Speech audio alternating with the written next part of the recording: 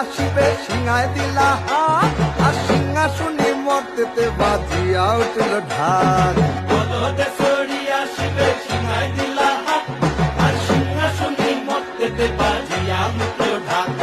শিবের সনে কার্তিক গণেশ লক্ষ্মী সরস্বতী, শিবের সঙ্গে কার্তিক গণেশ লক্ষ্মী সরস্বতী। আশ্বিন মাসে বাপের বাড়ি আসেন ভগবতী।